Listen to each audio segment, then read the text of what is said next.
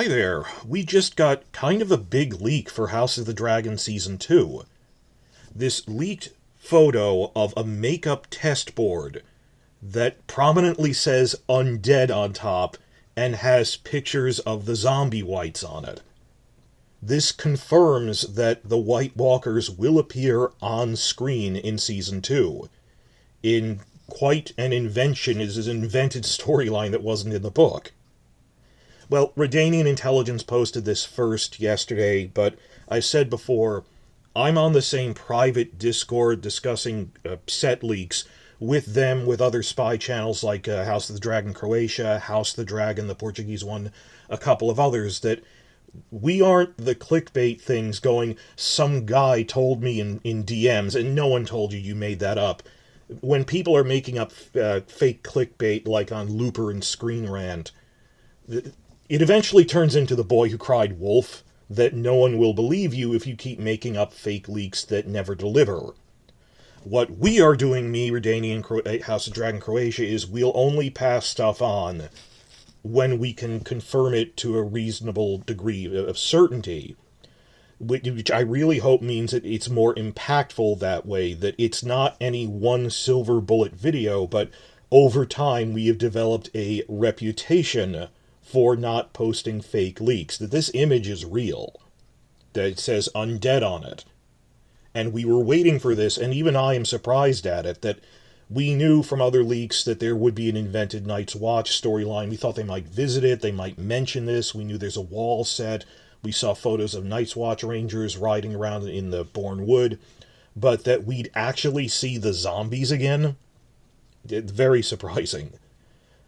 Point two here.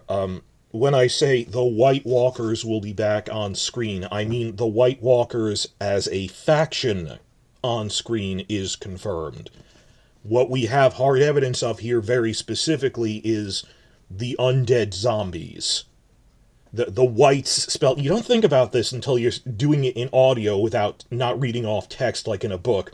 I'm talking about the zombie wights, white spelled W-I-G-H-T. That goes back to, linguistics, the etymology of why it's called a white and everything, but those will be back. I have to differentiate. I'm going to call them every time the zombie wights. I'm not talking about the White Walkers, who in the books are called the others more commonly, but others in audio would sound weird. Even in a TV show, I don't blame them for shifting to White Walkers more, but White Walkers, zombie wights. The undead zombies are definitely going to be on screen. In and of itself, that is shocking to me. I consider the White Walkers as a faction. Will we see their masters, the actual White Walkers themselves? I have to honestly say we don't know. We haven't seen hard evidence of that yet, but this is a strong indication they will. The zombies themselves are confirmed, but I don't really make that distinction, because by way of comparison, how much did we actually see the White Walkers relative to the zombies in the first 4 seasons of Game of Thrones, when they stuck reasonably close to the books and kept it almost like a horror movie where it's a mystery that's unraveling? You'd see the zombies sometimes frequently, but I'm specifically thinking of the Craster's Keep storyline in Season 2, that I rewatched a clip of this, that you cannot tell that's a White Walker. It's a pitch black forest at night. Jon follows Craster as he's leaving this baby out in the middle of the woods, and he sees a dark figure in shadows picking it up. And other than it's humanoid, you can't see what it is. So maybe they'll be like off screen in shadow like they were early in Season 1. I don't think Season 1 even gave us a really clear look at what they appear to be, because they hadn't come up with the design yet, they later admitted. That when you actually brighten it, it doesn't look like the later White Walkers at all. So, thinking of like Season 1, where the White attacks Jorah Mormont and Jon Snow saves him, but we only see the White Walkers, even in the prologue, they're in shadow. They might play it that way. So, that's why I don't make the distinction of the White Walkers as a faction, even if just the zombies will be appearing on screen somehow. I'm not trying to clickbait you by passing off my speculation as hard fact. I speculate, let me make that clear, we might see the White Walkers in some level, even if it's like in shadow off screen. I know what they look. You don't need to have them have this giant on-screen appearance like Hardhome, which was just, spectacle for the real menace you had when they were on the edge of the story in the first 4 seasons, was a lot more impactful. When you're not just showing them, show the monster or don't show the monster, that horror movie thing. So that was point 2 of just, specifying, well, the zombies, them, I don't draw a distinction. Point 3 here, I have a checklist I'm reading off. Because this is the short version video. I'm going to make a longer analysis video. Point 3 is, featuring them this prominently, it's possible that they're using this prequel roughly 200 years, well, after the time skip. It's about 170 years before Game of Thrones by Season 2. They're probably going to use this prequel up as an opportunity to show why the White Walkers are returning specifically now, after 8,000 years of dormancy. Even book readers are constantly speculating on that. And some, even from the book fandom, have accused that this is pandering. And we do have to be on guard for that, but I trust Ryan Condal's track record from Season 1, that they did a very good job, that they weren't just shamelessly repeating things, member berries callbacks to Game of Thrones, but they had their own story to tell, and when they were trying to tie things in, it was for familiarity. It wasn't just, oh look, I'm a Lannister. They'd actually have Tywin Lannister be his own character, but a thread to tie into the original show, which is the way you should do prequels and sequels. It's not just a rehash. And you know it when you see it, when it's gratuitous or not. But Season 1 did a pretty good job of, we have examples of this, weaving things in with book lore, of working closer with George R.R. Martin, that he actually did, like, behind-the-scenes videos for the beginning of the season, that he didn't even do promotional stuff with Game of Thrones by the later seasons, that we know they're working closer together. So my hope is that Martin, who is actually working with the producers again, the showrunners, might, either they suggested it to him and he was okay with it, or he could insist on it. This is a really good opportunity to address, why are they starting to come back now, as in these recent centuries after 8,000 years? And I also saw speculation, and again, clarify, this is the purest speculation, but it was good speculation by the winteriscoming.net podcast. They have a pretty decent podcast. They've read the books, where Dan Selke pondered, Cregan Stark, after he meets with Jace, he doesn't go south with him. Because he says, I'll send you my hand-picked 2,000 best veterans all mounted, but I have to stay in the north gathering my full army, and because we haven't been to war in so long, I have to train them, raise the army. It's rare that Lord Paramount personally leads their men into battle. I mean, in terms of who's there and who wasn't, well, Jane Arryn didn't, but she's a woman, but even then, you don't always personally send your lord into battle like that. Or Tywin was in King's Landing a lot, sending armies on strategies he came up with on paper or something. But at any rate, Cregan Stark would drop out of the story for a season or two, up until the very end of the war when he comes south with his full army. So how would they handle it? And Cregan, he came to lordship young. He has a very long storyline. He'd even have stuff to do in the Regency era. I talked about this in the last video. But he wouldn't have that much to do in seasons 3 or 4. So the thing Winter is coming out and had speculated is, when we were seeing these images of the wall and stuff, what if Jace comes and it's like, passing the torch to a new POV character, that Jace may not be too involved with this Night's Watch storyline. Jace might visit the wall with Cregan. And then after Jace goes south, we'd have a running subplot just with Cregan Stark in the north and the Night's Watch, showing this is what he was doing off-screen in the book Fire and Blood, dealing with rumors of the White Walkers returning, and just the historian writing Fire and Blood didn't know about it. Now, I'm not saying that's going to happen, let me be clear again, not clickbaiting. I'm saying that is very plausible. That, just in terms of practicality, I'm not trying to make up speculation of what I want to be true, of, oh my god, they're going to have Jace meet a White Walker, or even Cregan. Just, realistically, showrunners would want to give Cregan screen time that he doesn't have in the book, and working hand in glove with Martin, just, the stars would align. The Martin would go, yeah, let's show him investigating the early rise of the White Walkers, that it was a gradual process. It wasn't all at once, like someone flipped a switch. Then again, it might all be just Jason Cregan, and we might not see Cregan again. That was a big question even before season 1 started. We were asking, how are they going to handle that Cregan isn't really in it that much? That he pops in and out, but he stays in the North for after season 2. So we don't really know.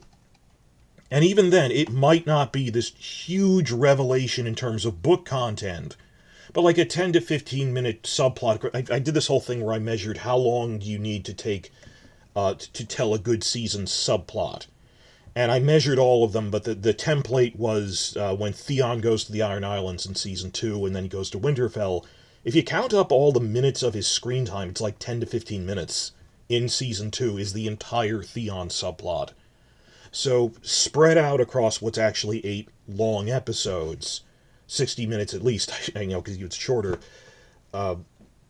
Could we have like 10 minutes that it's not revealing giant things about why the White Walkers are coming back, but the example I've used is seeing like a proto-Craster type wildling making sacrifices, and they stumble on this, but I don't think anyone will believe them.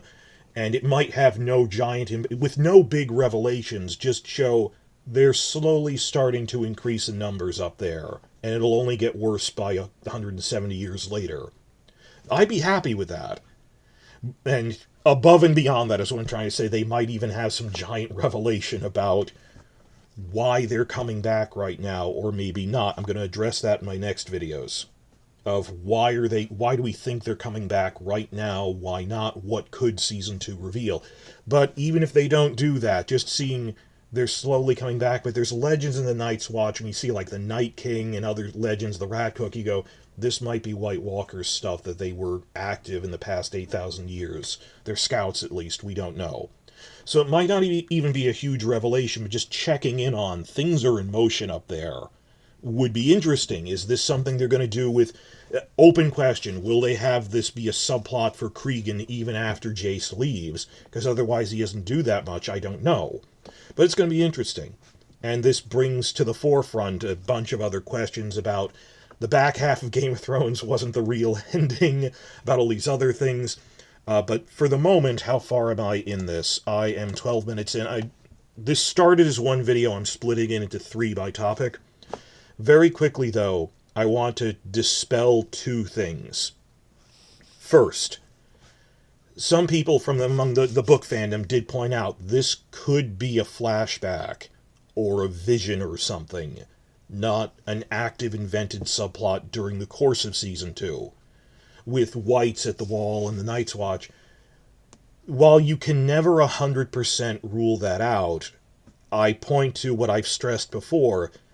If this was a minor flashback, it can't be. They're devoting too many resources to it. That they have a full, physically constructed top-of-the-wall set. It's physical. And a dozen mounted Night's Watch Rangers. It is hard to film on location in a forest with a dozen horses. Working with live animals is always difficult. And now that they're going to the trouble of making all this makeup and everything, it isn't a minor addition, whatever it is. Because they could have plausibly done it on the virtual set.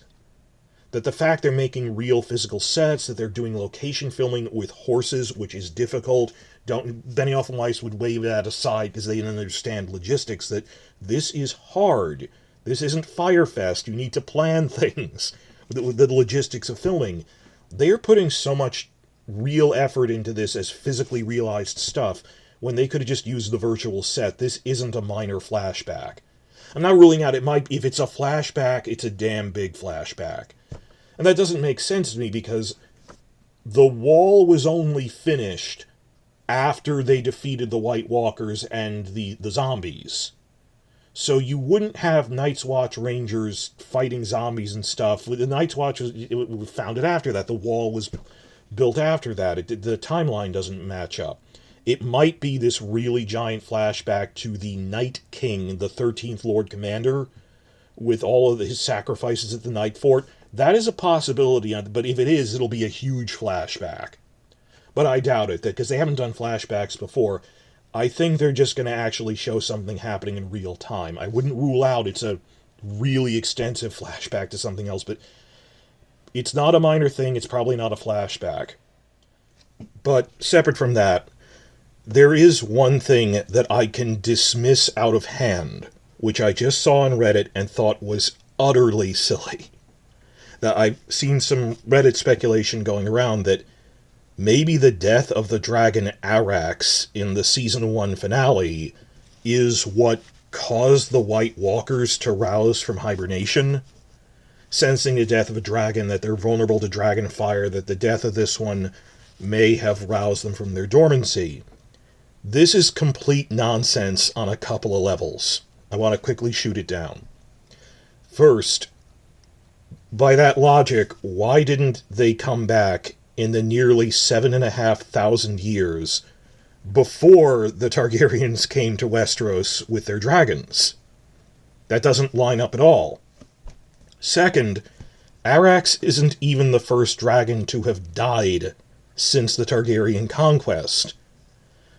Why would they come back after Arax, a minor one, when that just reduces their total number from 17 to 16, plus 2 or 3 hatchlings we might meet later? And why wouldn't they have come back after Balerion himself died?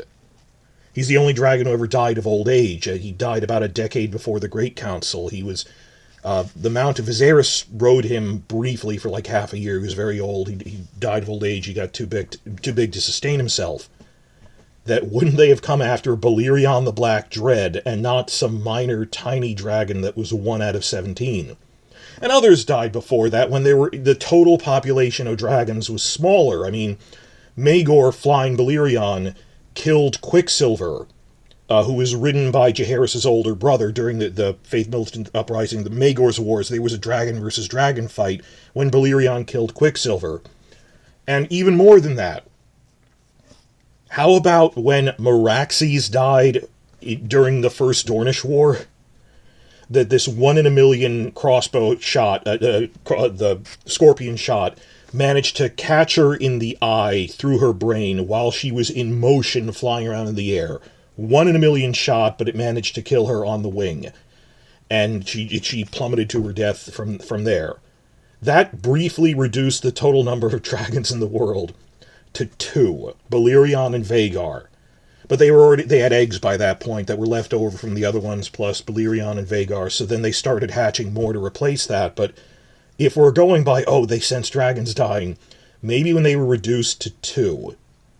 So that makes no sense. I will allow that maybe they can sense the death of a dragon might lead them to stir, their scouts might take note of it, but if you're talking about on the scale of 8,000 years, their full return, they would have done that when the Targaryens, before they even came there. I do think that the return of the White Walkers is tied to the decline of the Targaryens, but I'll explain that I'm making this hour-long podcast going over that in a lot of detail. Why do I think the White Walkers are coming back right now?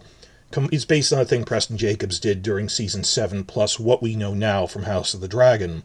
Lines up at the death of specifically Arax. That wouldn't change their calculus at all. They might have taken note of it, but, how about when Balerion died? How about when Meraxes died and they were down to only 2 dragons in the world for a time? Doesn't make sense. So I dismiss that out of hand, as that's not why they're coming back. But there are other reasons they could be stirring beyond the wall now that they weren't when, Maegor was alive. That there are certain things that are happening up at the wall that may have provoked them. But I'll go over that separately.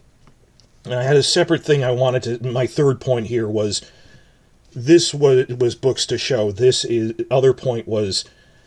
Season 8 versus House of the Dragon, that people are like, we don't like the White Walkers. By that logic, you hated everything after Season 8. You hated the Targaryens, you hated the Starks. That you hated Benioff and Weiss's perversion and twisting of Martin's story. That wasn't the real story. So I'm splitting that off into its own 10 to 15 minute thing. I'm just yelling about nothing we saw once they went past the books is probably the real story of the White Walkers. There is no Night King in the books. But these are separate videos I'm going to split off from this one.